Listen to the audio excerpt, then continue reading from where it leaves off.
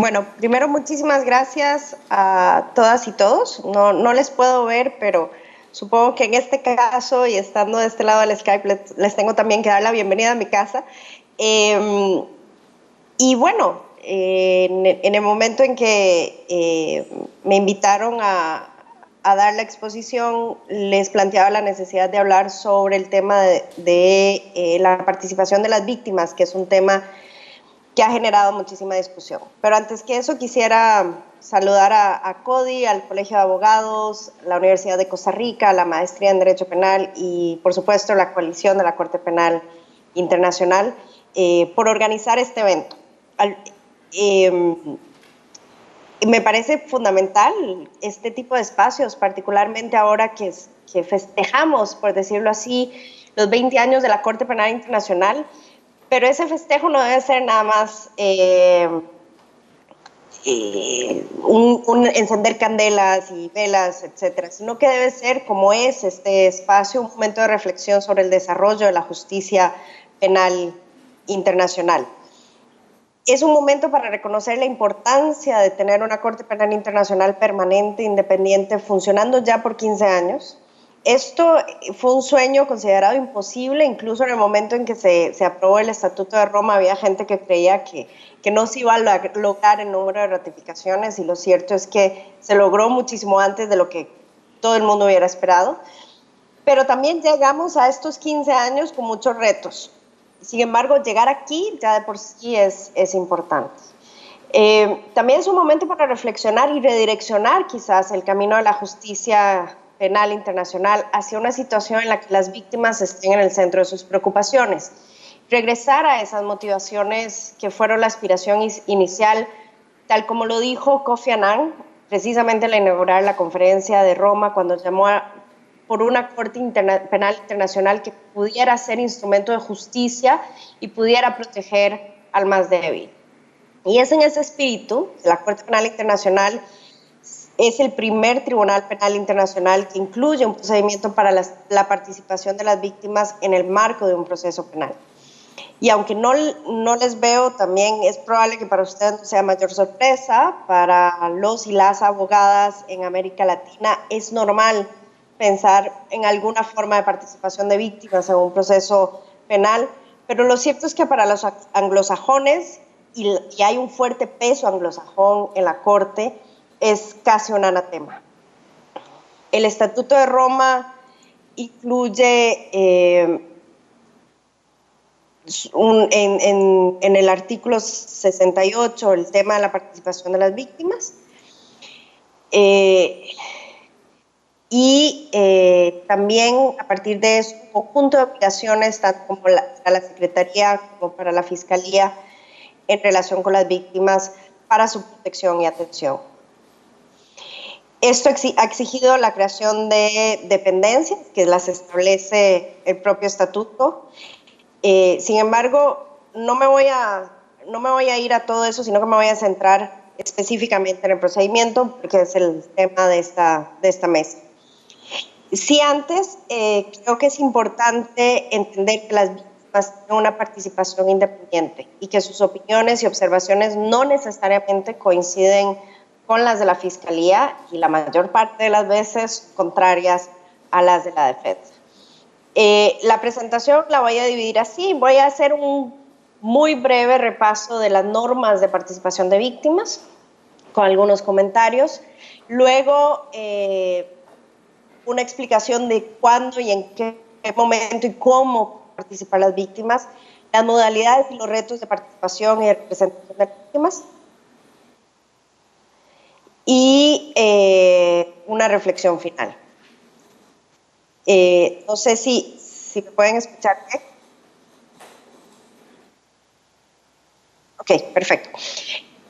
A ver, empecemos por el artículo 68 del Estatuto de Roma de la Corte Penal Internacional, que señala que la Corte permitirá en las fases de juicio que considere conveniente las opiniones y observaciones, para que las víctimas se refieran a sus intereses personales de una manera que no redunde en detrimento de los derechos del acusado, y también refiere que los representantes legales de las víctimas podrán presentar dichas opiniones y observaciones.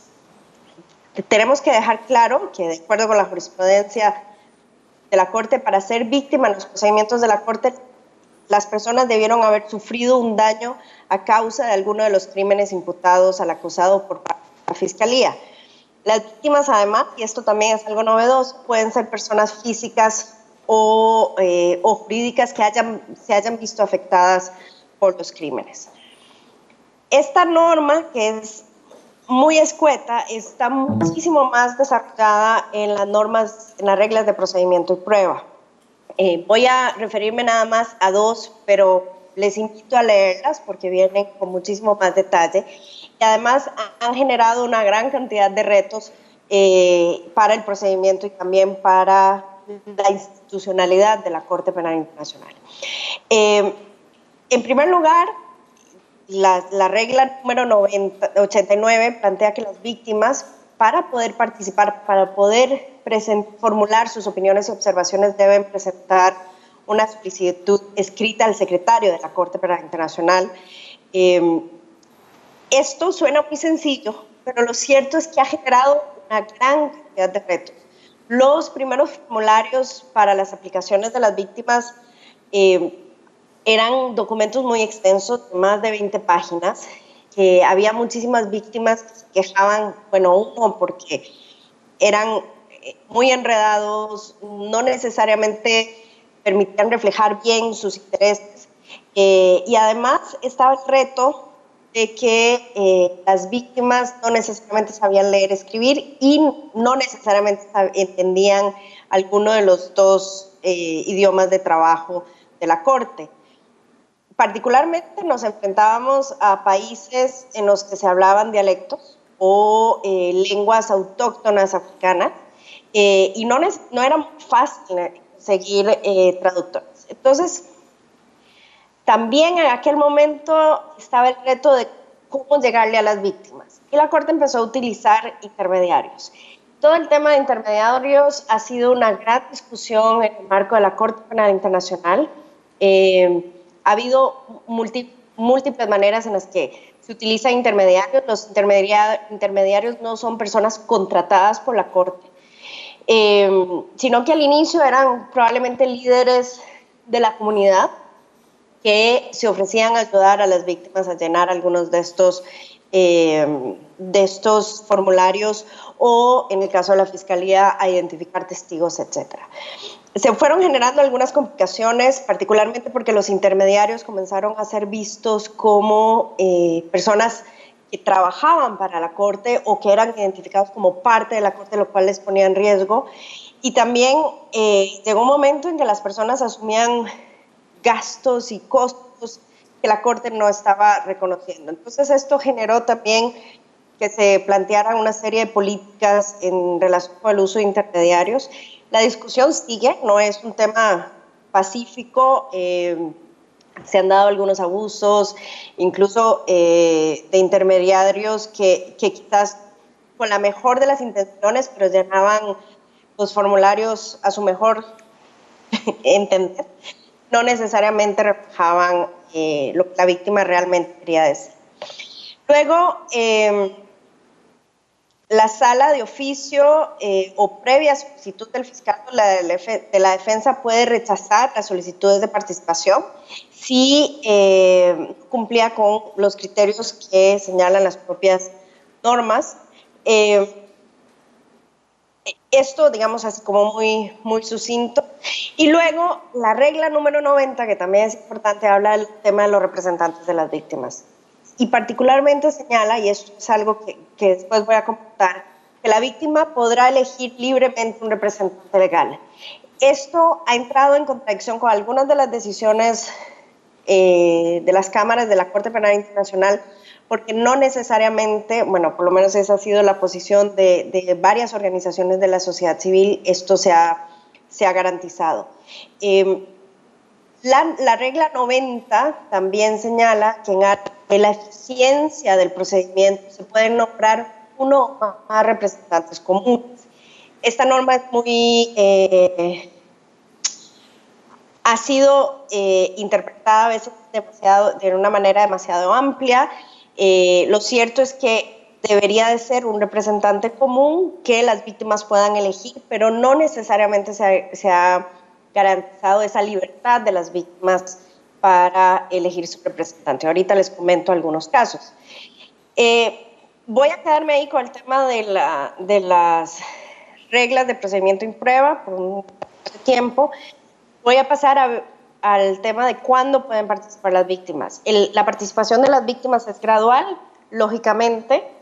Antes de la apertura de la investigación, obviamente, como cualquier otra persona, las víctimas pueden suministrar información a la Fiscalía, de acuerdo con el artículo 15, y esa información será considerada por la Fiscalía para determinar si se trata de crímenes de su competencia. Ojo, como en caso de cualquier otra comunicación presentada según el artículo 15, la Fiscalía no está obligada a abrir una investigación. Entonces, muchas veces la gente envía comunicaciones con expectativas muy altas. Lo cierto es que las comunicaciones, según el artículo 15, no necesariamente y la mayor parte de las veces no generan una acción de la Fiscalía. Ahora, si el fiscal decide que se va a abrir una investigación, ahí sí las víctimas pueden presentar sus observaciones frente a la Cámara de Cuestiones Preliminares. Pero esto no aplica si la investigación se da como resultado de una represión del Consejo de Seguridad de Naciones Unidas. Esta participación de las víctimas, en el momento en que se decide abrir una investigación, fue fundamental en el caso de Kenia. En ese momento, lo que se logró fue, que la unidad de víctimas, la Corte Penal Internacional, recibiera un conjunto de aplicaciones y comenzar a intentar determinar cómo iba a ser la participación en un caso sumamente complejo para el tema de la participación de las víctimas. Durante la fase de investigación, la participación también es limitada, únicamente para situaciones muy específicas se da la participación de las víctimas bajo su supervisión judicial. Si el fiscal decide no abrir una investigación, las víctimas tendrán derecho a participar y a presentar sus opiniones y observaciones. En la sala de cuestiones preliminares, la participación de las víctimas se circunscribe principalmente al tema de la confirmación de los cargos y está limitada a que las víctimas no tienen acceso, porque las víctimas no tienen acceso a toda la información en manos del fiscal y no pueden aportar prueba. Su participación se limita a la consideración de la evidencia presenta el fiscal.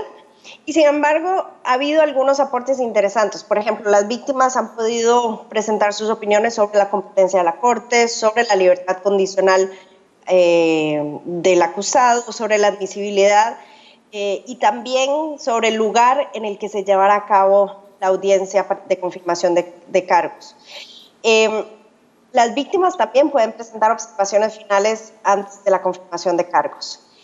Durante el juicio, la participación es muchísimo más amplia, pero se determina según la evidencia los aspectos considerados en cada momento específico. Es decir, los jueces van a determinar si esas posiciones, esas observaciones o opiniones de las víctimas son relevantes para cada uno de los temas que se debaten en ese momento en el juicio.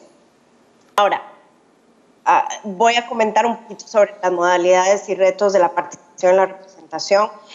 La participación de las víctimas no ha sido un tema pacífico, como les decía anteriormente. Desde el puro inicio, una gran resistencia de la defensa y también de la Fiscalía, particularmente en cuanto a la supervisión judicial de la investigación.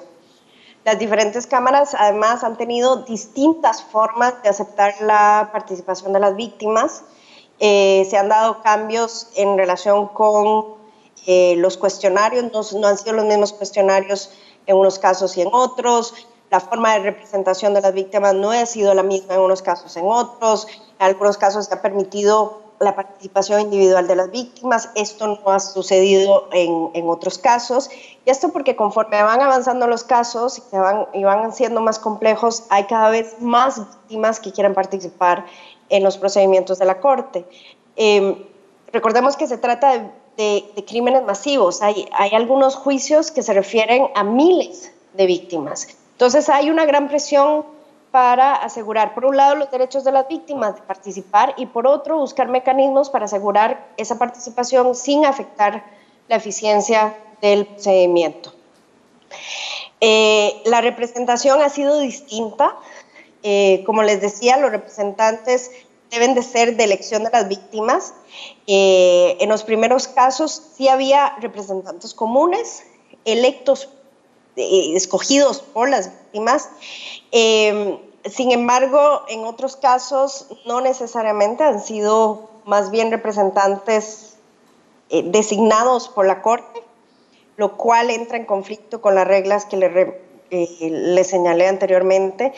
Y en el caso de Costa de Marfil, que es uno de los casos más debatidos, la Oficina para la Participación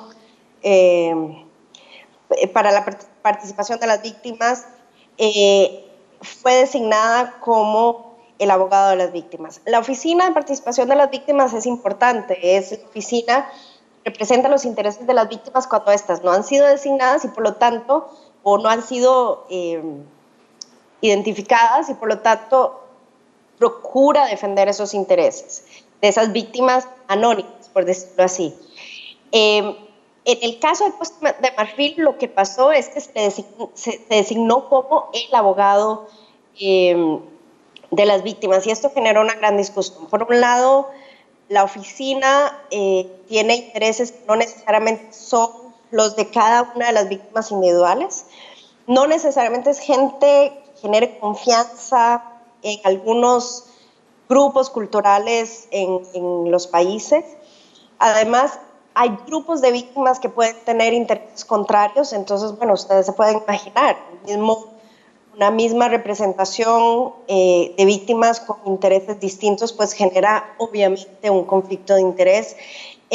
Y bueno, todo esto sigue siendo un asunto no resuelto, cómo lograr una debida eficiencia del procedimiento, pero al mismo tiempo asegurar una adecuada representación de los intereses de las víctimas.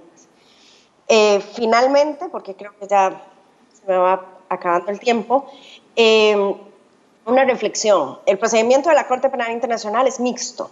Tiene una buena cantidad de temas complejos, sobre todo en los que entra en colisión el sistema inquisitivo y el sistema acusatorio.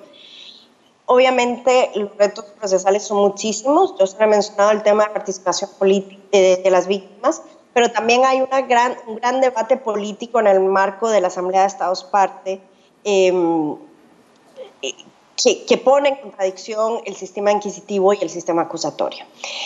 Es difícil para quienes vienen del sistema anglosajón entender el tema de la participación de las víctimas y yo creo que el caso más o la experiencia más interesante fue la del juez Fulford, uno de los primeros jueces de la Corte inglés, que al principio estaba muy incómodo con el tema de participación de las víctimas, pero al final él mismo lo dice, se convirtió en un defensor de la participación de las víctimas, pero tenía la gran ventaja de tener sentada a su lado a la jueza Odio Benito, que siempre ha sido una gran defensora de los derechos de las víctimas.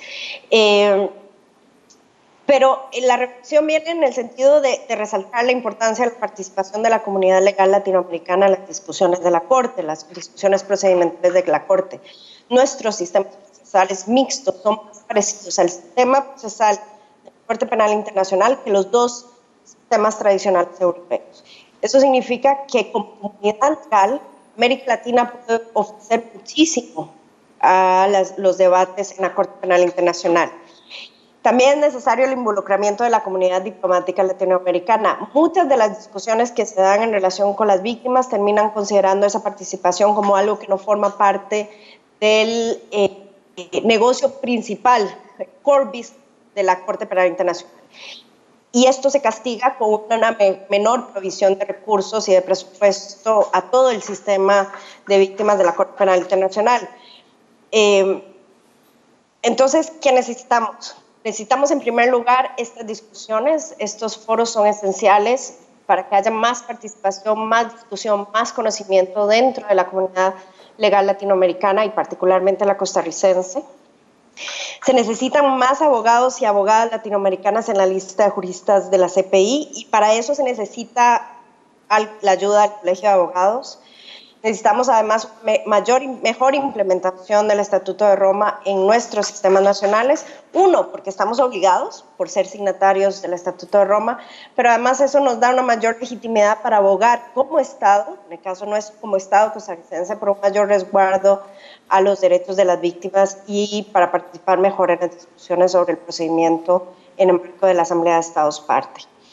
Para finalizar, y aún con todos estos retos, la participación de las víctimas es esencial para el sistema de la Corte Penal Internacional.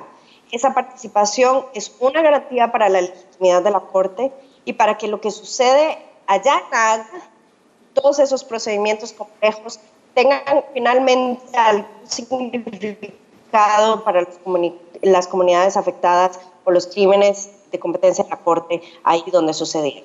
Yo creo que ya aquí cumplo con el tiempo. Más bien, muchísimas gracias y muchísimas gracias por su atención.